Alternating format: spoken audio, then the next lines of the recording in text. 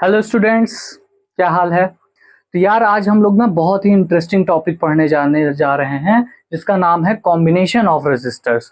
और इस टॉपिक में आपको बड़ी प्रॉब्लम भी होती है क्वेश्चंस को सॉल्व करने में। तो आज अगर आपने ये टॉपिक स्कूल से पढ़ा होगा या अपने कोचिंग्स में पढ़ी होगी या जहाँ भी पढ़ा होगा, उसके बाद भी अगर आपको कोई डाउट्स इस टॉपिक में रह जाता है, किसी भी टाइप का क्वेश्चंस अगर आपसे सॉल्व नहीं हो सकता, तो आज आप यकीन मानिए उस पूरे डाउट को मैं क्लियर करने वाला हूँ। और लास्ट में आपको इन कॉम्बिनेशंस को प्रैक्टिकली भी दिखाने वाला हूँ कि दोनों के फायदे और नुकसान क्या हैं। तो बहुत ही इंटरेस्टिंग होने वाला है ये सेशन, तो keep join. And combination of resistors क्या होते हैं? कॉम्बिनेशन ऑफ रजिस्टर्स का मतलब क्या होता है भाई? रजिस्टर होता क्या है, पहली बात तो ये। तो आपके सर्किट्स में जो बल्ब यूज हो गया, फैन यूज हो गया या फिर कोई अदर इक्विपमेंट यूज हो गया, जिसका यूज क्या होता है? जिसका यूज होता है इलेक्ट्रिकल एनर्जी का कन्वर्जन किसी यूज्ड फॉर्म ऑफ एनर्जी के फॉर्म में करना। ठीक है, मतलब कि इलेक्ट्रिकल एनर्जी को कन्वर्ट करना किसी ऐसे फॉर्म में जिसकी हमें जरूरत हो, उन्हीं को क्या कहा जाता है? रेजिस्टर्स कहा जाता है। तो रेजिस्टर्स के पास अपने एक रेजिस्टेंस होते हैं। अब रेजिस्टेंस क्या होता है ये आपने लास्ट लेक्चर में या लास्ट वीडियो में आपने पूरी तरीके से जान लिया। और अगर आपने लास्ट वीडियो को नहीं देखा है तो पहले लास्ट वीडियोस देखिए, तो आप रेजिस्टेंस के बारे में पहले जानिए। तो रेजिस्टर्स के पास क्या होता है? अपना एक रेजिस्टेंस होता है। अब वो जो रेजिस्टेंस होता है वो क्या करता है? इलेक्ट्रॉन को मूव करने में प्रॉब्लम क्रिएट करता है, यानी एनर्जी आपको ज्यादा लगानी पड़ती है, यानी इलेक्ट्रिकल एनर्जी को ज्यादा वर्क करना पड़ता है। तो इलेक्ट्रिकल एनर्जी जब ज्यादा वर्क करेगी तो एनर्जी क्या होगी? वेस्ट हो जाएगी। तो रेजिस्टेंस जो होना चाहिए हमारे सर्किट का वो डाउन होना चाहिए, कम होना चाहिए, तभी हम एक अच्छी सर्किट बना सकते हैं। तो होता क्या है कि हमारे घर में या हमारे रूम में एक ही लाइट तो होती नहीं है, एक से ज्यादा लाइट भी होती है, एक से ज्यादा फैन भी होते हैं। तो यार इनको जो जोड़ने का तरीका है, इन्हीं को क्या कहा जाता है? कॉम्बिनेशन ऑफ रेजिस्टेंस कहा जाता है, कॉम्बिनेशन ऑफ रेजिस्टर्स कहा जाता है। तो इसके जोड़ने के दो तरीके हैं, जिसमें पहला तरीका है आपका नंबर 1, सीरीज कॉम्बिनेशन। पहला तरीका क्या है बेटा? Series combination. अब सीरीज कॉम्बिनेशन क्या होता है? सीरीज कॉम्बिनेशन का मतलब ये हो गया कि यार आपके पास एक रजिस्टर होता है, जैसे बल्ब आपने लिया, तो बल्ब के पास क्या होते हैं? 2 वायर होते हैं, बल्ब से 2 वायर निकलते हैं। तो होता क्या है कि आपने ये बल्ब लिया, ये दूसरा बल्ब लिया, तो ये तीसरा बल्ब लिया। ठीक, अब बल्ब का एक वायर इधर से निकला, दूसरा वायर दूसरे बल्ब के पहले वायर से जुड़ गया, फिर दूसरे बल्ब का दूसरा वायर तीसरे बल्ब के पहले वायर से जुड़ गया, और तीसरे बल्ब का लास्ट वायर और पहले बल्ब का फर्स्ट वायर जा करके कहाँ कनेक्ट हो गया? एक बैटरी से कनेक्ट हो गया। तो इस टाइप के कॉम्बिनेशन को हम लोग क्या कहते हैं? सीरीज कॉम्बिनेशन कहते हैं। ठीक है, अब इसमें क्या होता है? मान लेते हैं इसका रेजिस्टेंस R1 है, इसका रेजिस्टेंस R2 है, इसका रेजिस्टेंस R3 है। ठीक, इसका पोटेंशियल डिफरेंस मैंने कैपिटल V अप्लाई किया। तो यार होता क्या है एक्चुअली कि सीरीज कॉम्बिनेशन में ये जो पोटेंशियल मैंने इसके अक्रॉस अप्लाई किया है ना, मान लीजिए मैंने 12 वोल्ट की बैटरी लगाई है और 3 रजिस्टर सीरीज में जोड़ा है, 3 बल्बों को सीरीज में जोड़ा है। तो जो 12 वोल्ट यानी 12 वोल्ट की मैंने बैटरी लगाई है ना, उसका पोटेंशियल क्या होगा? हर रेजिस्टेंस के यानी हर बल्ब के अक्रॉस थोड़ा थोड़ा थोड़ा थोड़ा डिवाइड हो जाएगा। तो मान लेते हैं यहाँ पर जो डिवाइडेड पोर्शन है वो क्या है? V1 है। इसके अक्रॉस पोटेंशियल जो डिवाइड होके आया है वो क्या है? V2 है। इसके अक्रॉस जो पोटेंशियल डिफरेंस है वो क्या आया है? V3 है। अब यहाँ से मान लेते हैं करंट निकल के आई निकल के आया और यहाँ पे आया। अब देखिए करंट, अब देखिएगा कैसे पहचानेंगे कि ये सीरीज कॉम्बिनेशन है। तो सीरीज कॉम्बिनेशन पहचानने का तरीका ये होता है, ये करंट आपका आई यहाँ पे आया, यहाँ पर रेजिस्टेंस के जिस टर्मिनल से एंटर करेगा उस टर्मिनल में उस टर्मिनल को पॉजिटिव टर्मिनल कहा जाएगा, और जिस टर्मिनल से लीव करेगा करंट उस टर्मिनल को क्या कहा जाएगा, निगेटिव टर्मिनल। फिर करंट आगे बढ़ जाएगा, पॉजिटिव निगेटिव ट्यूं ट्यूं, ठीक। तो यार रेजिस्टेंस का पॉजिटिव टर्मिनल जब दूसरे रेजिस्टेंस के निगेटिव टर्मिनल से, या किसी भी रेजिस्टेंस का निगेटिव टर्मिनल दूसरे रेजिस्टेंस के पॉजिटिव टर्मिनल से अगर जुड़ता है, कनेक्ट होता है, तो ऐसे कॉम्बिनेशन को हम लोग क्या कहते हैं, सीरीज कॉम्बिनेशन कहते हैं। तो इसमें आपने दो बातें गौर की होंगी, दो चीजें आपको इंपॉर्टेंट क्या मिली, सीरीज कॉम्बिनेशन में current did not divided, current divide नहीं होगा भाई साहब, but potential divided across all terminals. Potential क्या हुआ, हर टर्मिनल के अक्रॉस पोटेंशियल आपका डिवाइड हो गया। तो यार इस कॉम्बिनेशन को समझाने के लिए ना मेरे पास एक इक्विपमेंट है, मैंने जो कि तैयार किया था आज, तो मैं वो शो करता हूं आपको, ठीक है।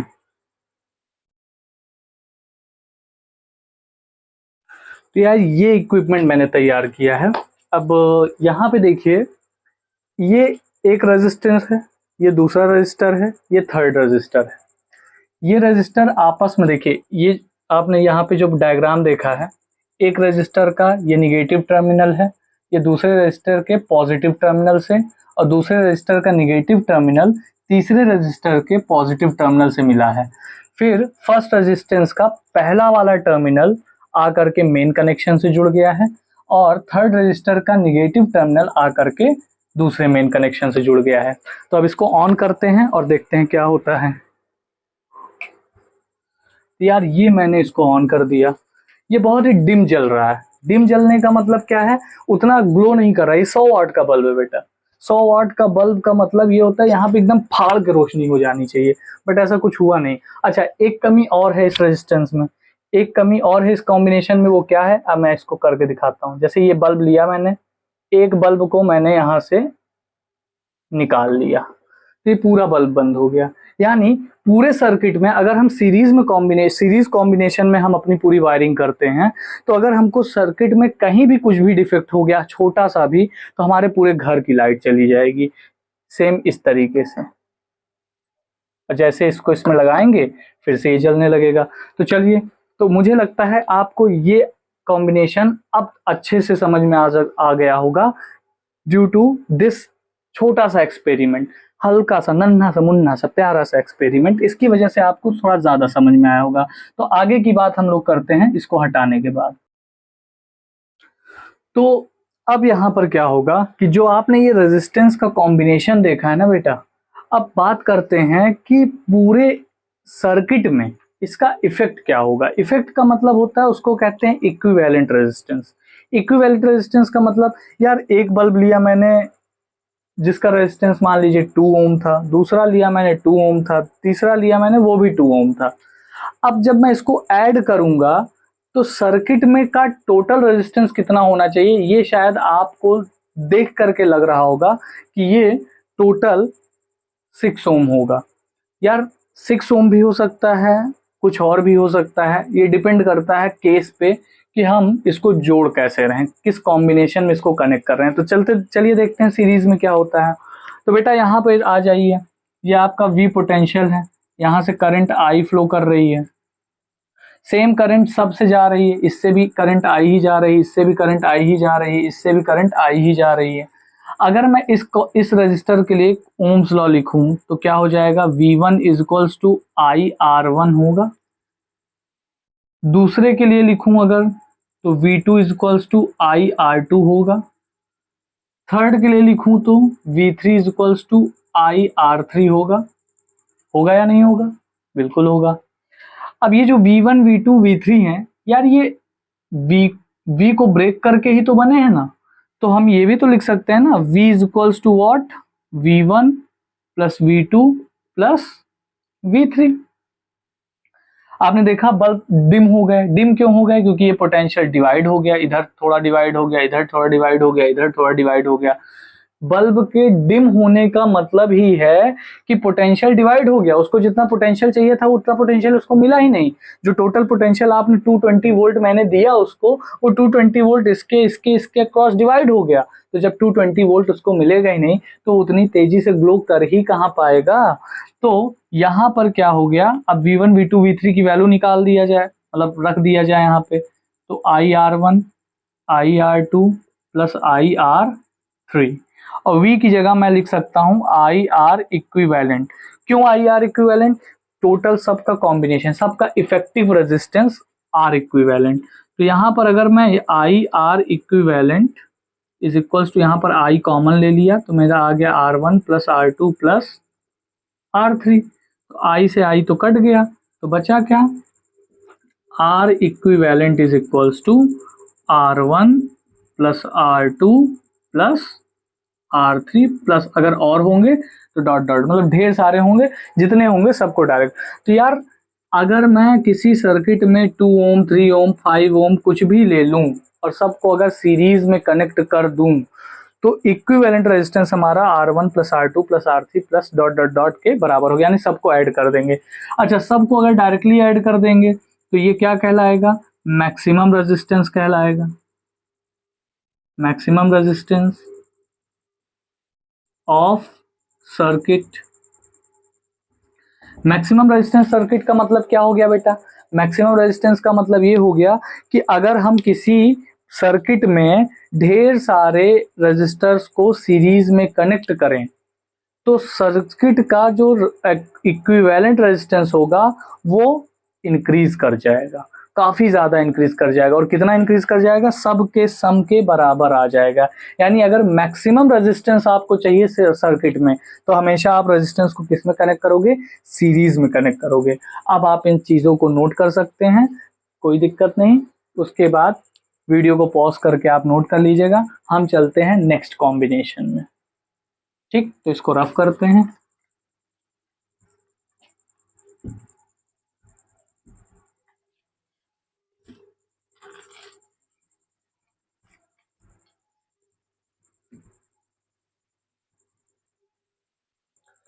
Second is that number 2,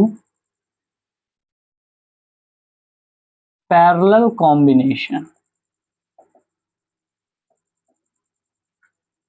parallel combination. अब पैरेलल कॉम्बिनेशन क्या होता है बेटा?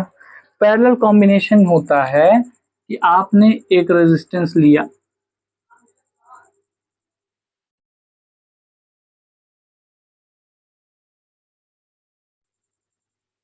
फिर दूसरा रेजिस्टेंस लिया,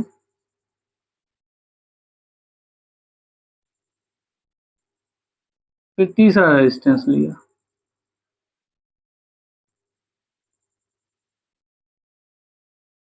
और इसको जोड़ दिया इसके साथ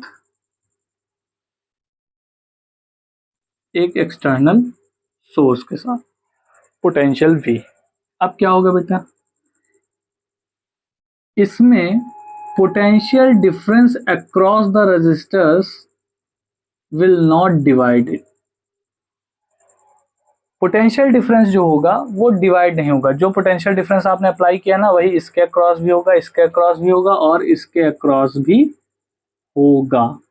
अगर इसका रेजिस्टेंस R1 है, इसका R2 है और इसका R3 है तो यहां से यार एक करंट फ्लो होगा I इसके इक्विवेलेंट रेजिस्टेंस की वजह से, और वो करंट क्या होगा? डिवाइड हो जाएगा।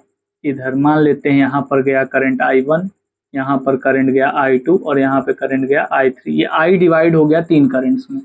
तो I1 R1 से गया, I2 R2 से गया और I3 आपका R3 से गया। तो यार होता क्या है अब इसमें? क्या होता है in parallel combination? Parallel combination में आपका जो करंट होता है ये डिवाइड हो जाएगा। तो current will divided, current will divide in each branch of register. तो रजिस्टर के हर ब्रांच में क्या होगा, करंट डिवाइड हो जाएगा। दूसरा, पोटेंशियल रिमेन्स सेम। पोटेंशियल क्या होगा, सेम रहेगा।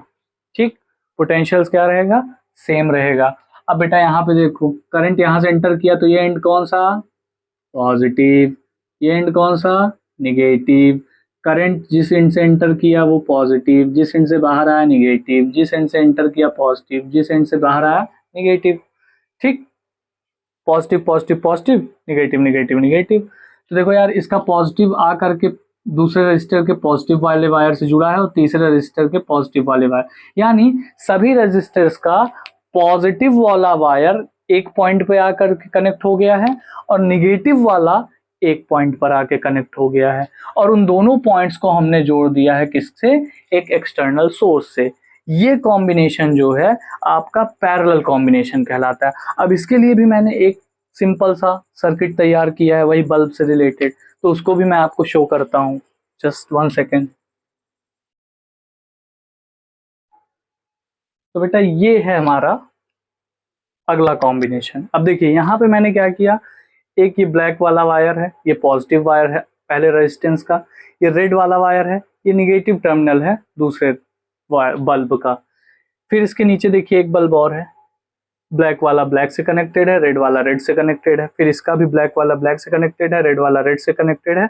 और ये देखिए एक वायर गया है, ये जा करके दोनों टर्मिनल्स को कनेक्ट कर दिया है।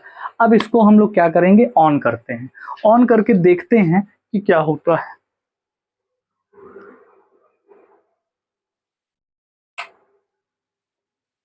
Oh my God, what a glow, what a glow, क्या ग्लो है, देख रहे हैं आप, क्या ग्लो है, कैसे जल रहा है।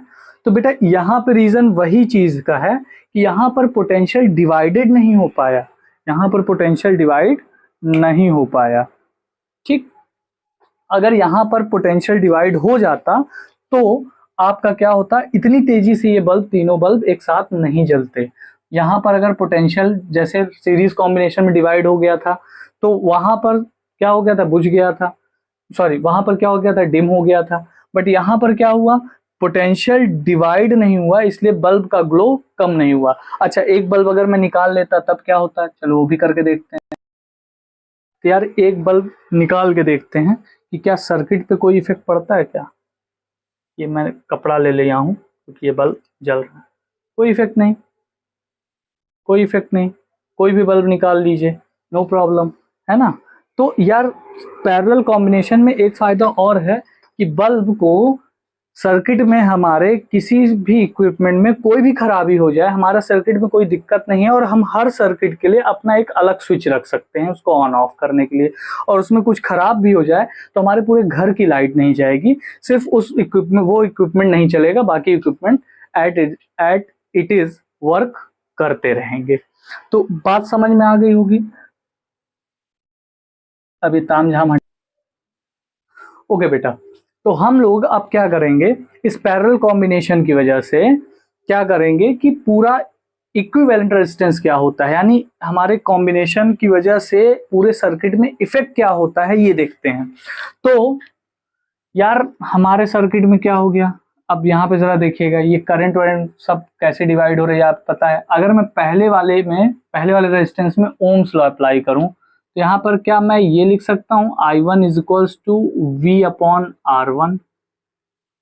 दूसरे में अप्लाई करूं तो क्या मैं ये लिख सकता हूँ, I2 is equals to V upon R2।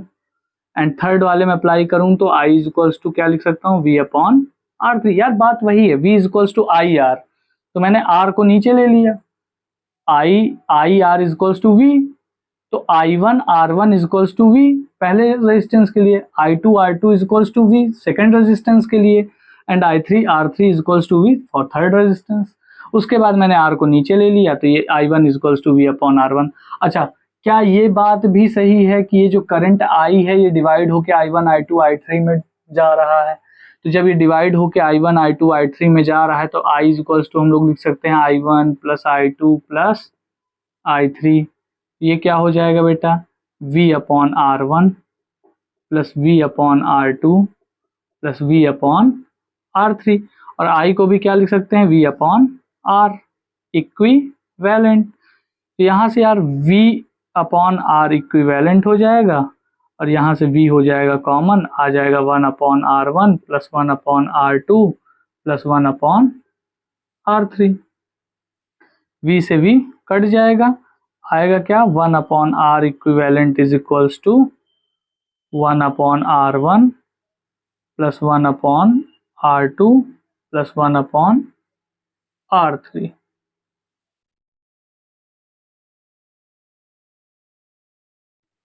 ठीक, ठीक है। तो ये आपका क्या है, ये आपका इक्विवेलेंट रेजिस्टेंस है। अरे टेक्नीशियन साहब, नीचे विजुअल हो रहा है? अरे मैं तो भूल ही गया था, मेरे पास तो टेक्नीशियन ही नहीं है, मैं खुद ही टेक्नीशियन हूँ पूरा। ठीक है, तो मुझे ही देखना पड़ेगा। हाँ ठीक है, नीचे विजिबल हो रहा है आपको, जस्ट फॉर फन ओनली। ठीक है, तो ये आपका इक्विवेलेंट रेजिस्टेंस है। अब बात करते हैं बेटा कि इक्विवेलेंट रेजिस्टेंस जो 1 अपॉन आर इक्विवेलेंट, ये करने पर क्या होता है, ये करने पर क्या होता है, ओवरऑल जो रेजिस्टेंस था, जो इंक्रीज कर रहा था सीरीज कॉम्बिनेशन में, वो पैरेलल कॉम्बिनेशन में डिक्रीज कर जाता है।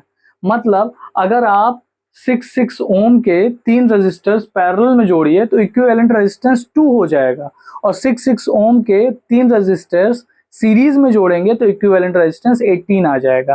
कैसे, यहाँ पे देखते हैं। भाई अगर आप सीरीज में जोड़ेंगे तो 6 प्लस 6 प्लस 6 18, ये बात समझ में आ रही है।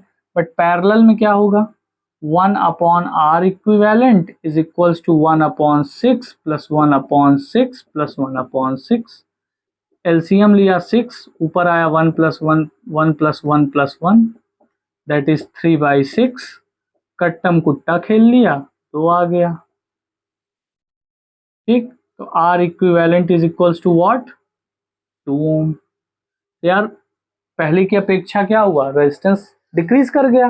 तो अब आप बताइए कि घरों में जो वायरिंग की जाती है वो पैरेलल में करना सही होगा या सीरीज में करना हो सही होगा। जो भी इस वीडियो को कायदे से मन से देख रहे हैं, पढ़ने के उद्देश्य से देख रहे हैं, वो कमेंट में जरूर बताइएगा कि यार घरों में वायरिंग करने के लिए सीरीज कॉम्बिनेशन सही है या पैरेलल कॉम्बिनेशन सही है। आंसर आपको इस वीडियो में ही मिल गया होगा।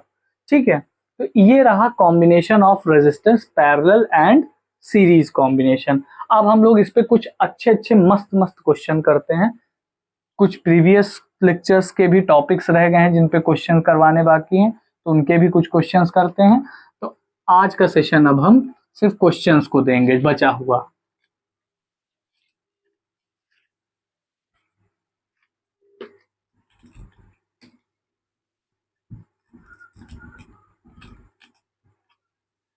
ठीक है, चलो अब नेक्स्ट क्वेश्चन पे आते हैं। अब कुछ क्वेश्चंस पे आते हैं। नेक्स्ट क्वेश्चन क्या, क्वेश्चन स्टार्ट ही करने जा रहे हैं। ठीक है, सोच कुछ और रहा हूँ, बोल कुछ और रहा हूँ।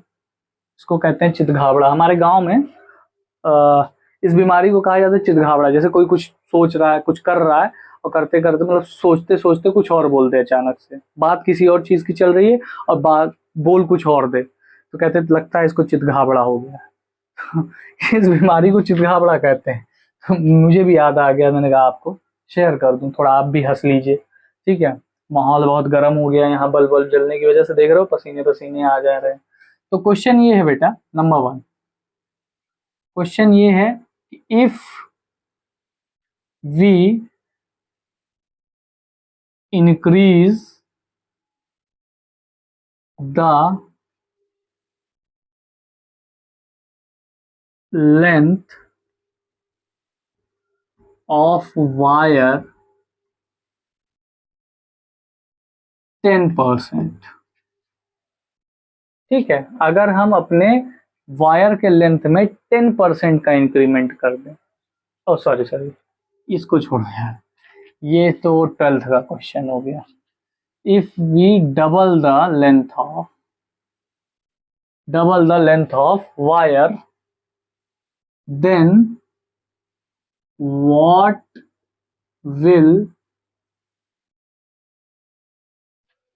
be the new resistance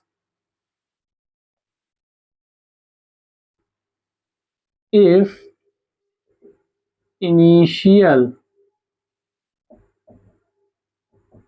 resistance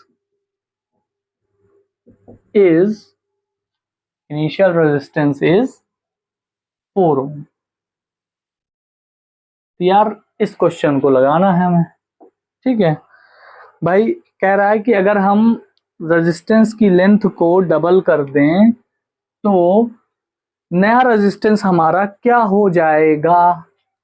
तो अभी आपने लास्ट लेक्चर पे तो ये पढ़ा है कि यार अगर हम लेंथ को इंक्रीज करेंगे तो रेजिस्टेंस बढ़ जाएगा, एरिया को इंक्रीज करेंगे तो रेजिस्टेंस डिक्रीज कर जाएगा।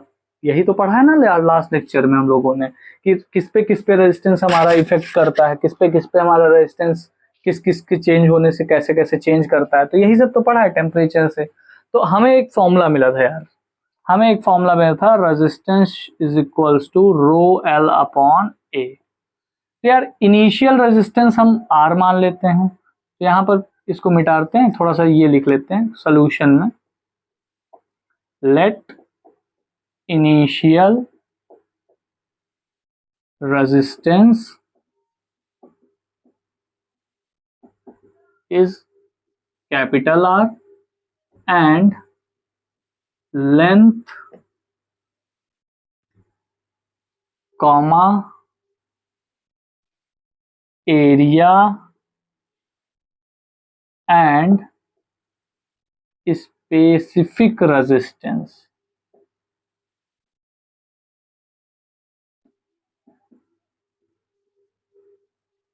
Are small L comma capital A and rho respectively. मतलब मैंने क्या मान लिया कि भाई इनिशियल रेजिस्टेंस कैपिटल आर है, इनिशियल लेंथ स्मॉल एल है, एरिया कैपिटल एल है, ए है, और रो क्या है, स्पेसिफिक रेजिस्टेंस या रेजिस्टिविटी। तो भाई आर इज इक्वल्स टू क्या हो जाएगा, रो एल अपॉन ए। और इनिशियल रेजिस्टेंस 4 ओम दिया, यानी आर की वैल्यू 4 ओम दी हुई है हमें, बट अभी नहीं रखेंगे, रखना कब है अभी हम बताते हैं। Now after doubling the length, यार अब लेंथ अगर मैंने डबल कर दिया तो एरिया भी कुछ ना कुछ घटेगा। भाई किसी को खींच लो तो यार उसका एरिया तो डिक्रीज कर जाएगा ना, पतला हो जाएगा। अरे रबड़ लेते हो, रबड़ रबड़ ऐसे नॉर्मल कंडीशन में होता मोटा होता है, जब उसको खींच लेते हो तो पतला नहीं हो जाता। तो किसी को खींच लोगे, लेंथ बढ़ा दोगे तो उसका क्या होगा, एरिया, क्रॉस सेक्शन एरिया कम हो जाएगा। तो now after doubling the length, resistance तो यार बदल ही जाएगा, बट एल की जगह हमने मान लिया एल डैश हो गया और ए की जगह मैंने मान लिया ए डैश हो गया। यार अब एल डैश कितना हुआ है, यहाँ देखो लिखा हुआ है, डबल कह रहे हैं, तो क्या हो जाएगा, रो इंटू 2l कह सकते हैं, rho into 2l upon A dash, ये आर डैश हो गया। ये इक्वेशन नंबर 1, ये इक्वेशन नंबर 2। करो डिवाइड, जगह की कमी, पेज का बंटवारा, ठीक है, जायदाद नहीं बांट रहे भाई, पेज का बंटवारा। तो R upon R dash, rho L upon A upon rho 2l upon A dash. Rho से रो कट्टम कुट्टा, एल से एल कट्टम कुट्टा, ए डैश गोइंग ऊपर, 2 गोइंग ए के पास। तो ये हो गया R upon R dash is equals to, A dash ऊपर चला जाएगा और ये 2a हो गया। यार अब ए डैश और ए में तो हमको रिलेशन ही नहीं पता, अब तो मामला फंस गया। नहीं, ऐसे कैसे फंस गया, ये बताइए भैया, आपने 10th क्लास में सिलेंडर पढ़ा होगा। सिलेंडर को बढ़ा दीजिए, खींच लीजिए, गला दीजिए, कुछ भी कर दीजिए, वॉल्यूम तो सेम ही रहेगा ना। तो वॉल्यूम क्या होगा, initial volume A into L, final volume A into two L, A dash into two L, L से एल कट गया, A dash upon A is equals to क्या मिल गया आपको, ये नीचे गया और ये टू इधर आया, कितना आ गया बेटा 1/2, मिल गया रिलेशन।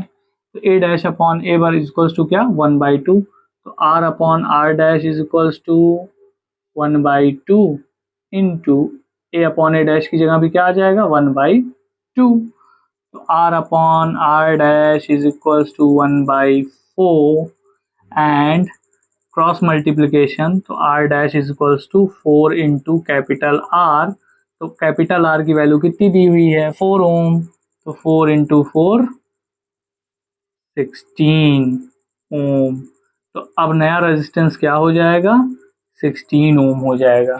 और इसकी एक सिंपल सी ट्रिक होती है, ट्रिक अरे यार मान लो ऑब्जेक्टिव में ये क्वेश्चन आ गया तो इतना लंबा सॉल्व कौन करेगा, इतना लंबा सॉल्व करने से अच्छा है इस ट्रिक को याद रखिए। अगर आप लेंथ को n टाइम इंक्रीज करते हैं, if length increases small n time, then resistance increases n square time। अरे देखो ना यार, रेजिस्ट ये डबल टाइम किया था, ये डबल टाइम रेजिस्ट क्या था, लेंथ दो डबल टाइम इंक्रीज किया, तो रेजिस्टेंस कितने टाइम इंक्रीज करेगा 2 का स्क्वायर यानी 4 टाइम। तो देखो ना यार, पहले 4 था, 4 टाइम ही तो इंक्रीज किया है। तो ये ट्रिक है, अगर ऑब्जेक्टिव में आता है तब आपको इस ट्रिक के अकॉर्डिंगली ये क्वेश्चन कर लेना है। क्लियर, पूरी तरीके से क्लियर। तो अब मैं इसको रफ कर दूं, चलो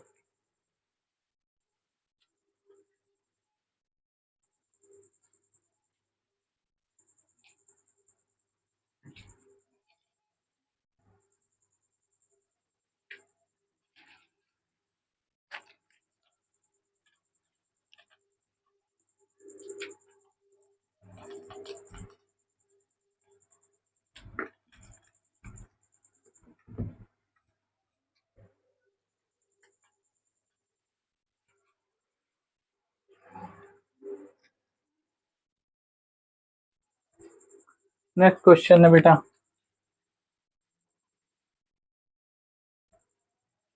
find the equivalent resistance and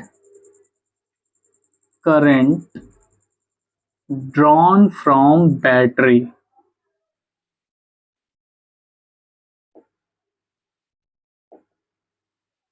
drawn from battery। तो यार ये आपका डायग्राम है,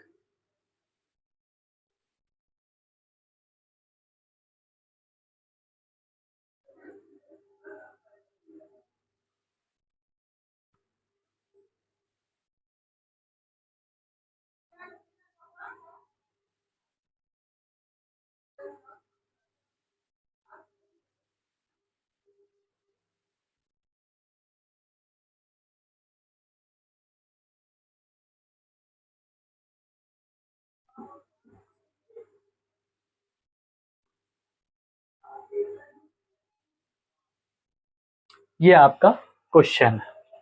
अब यार इसको कैसे सॉल्व करेंगे आप, देखिए सबसे पहले क्या है, ये तो बहुत इजी क्वेश्चन है, तो कुछ लोगों को सामने ही दिख रहा होगा कि इसमें 6 और 6 ओम का जो रेजिस्टेंस है वो आपस में पैरेलल है, और ये 2 ओम वाला जो है वो 6 ओम के साथ, इन दोनों के साथ सीरीज में है।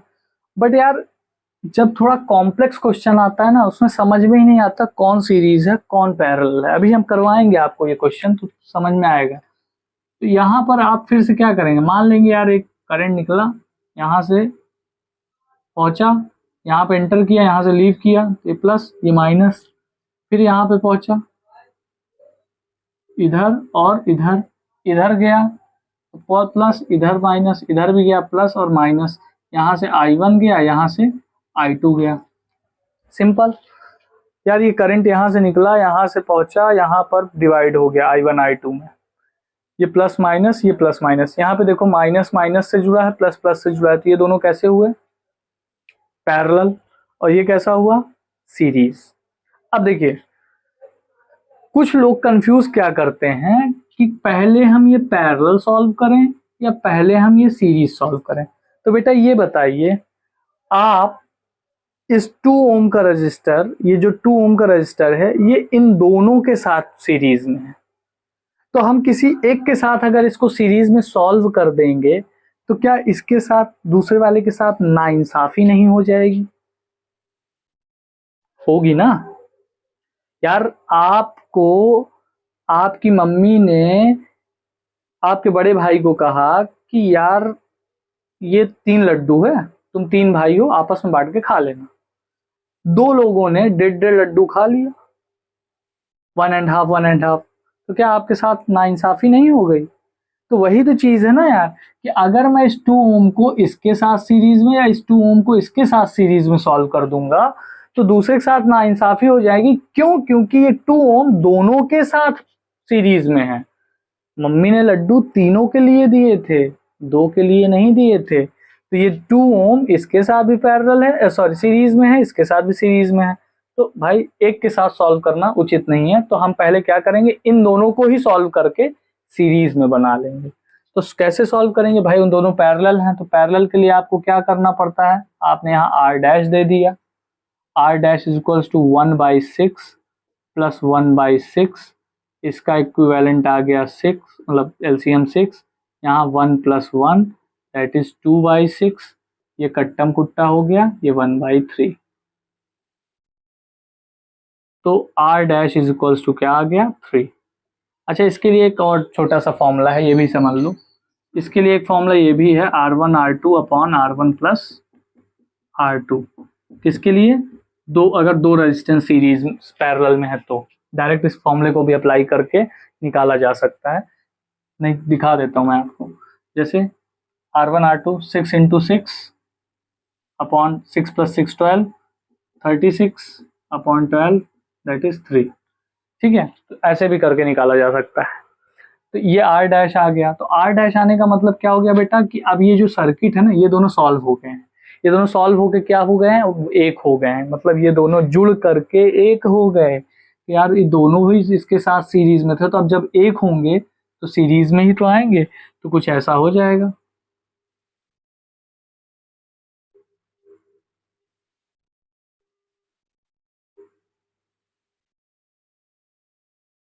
ये हो गया 2 ओम 3 ओम, 2 + 3, अब ये दोनों दिख ही रहे हैं सीरीज में है, तो R equivalent is equals to 2 ohm plus 3 ohm that is 5 ओम।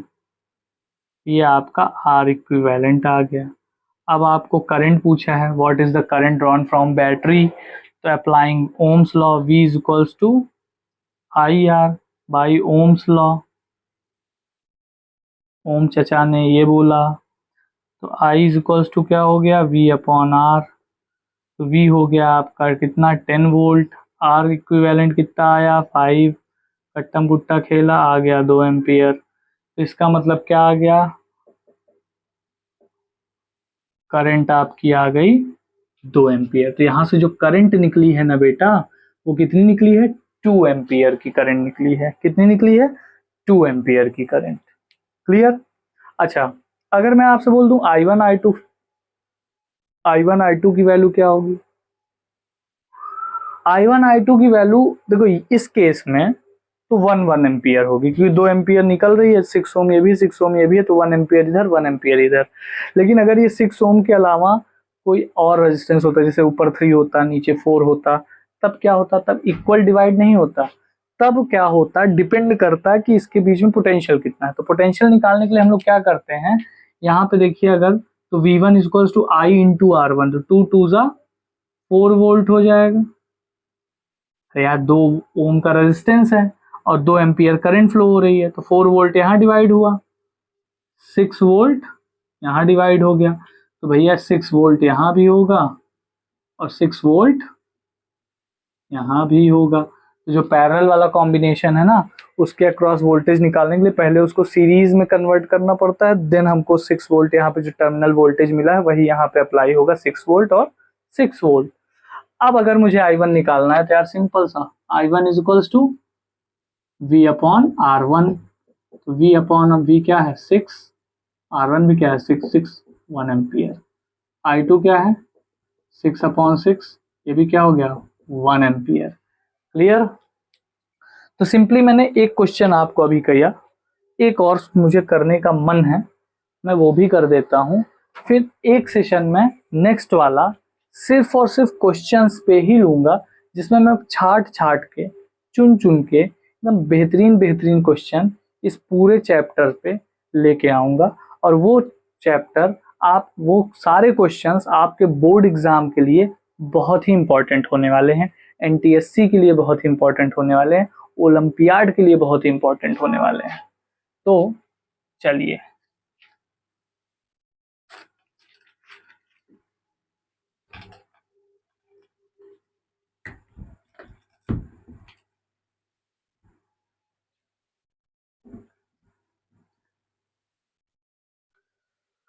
चलो एक और देखते हैं। अब हम लोग देखते हैं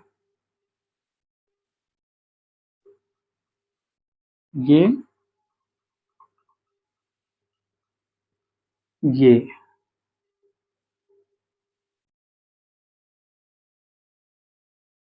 गुच गुच गुच गुच गुच,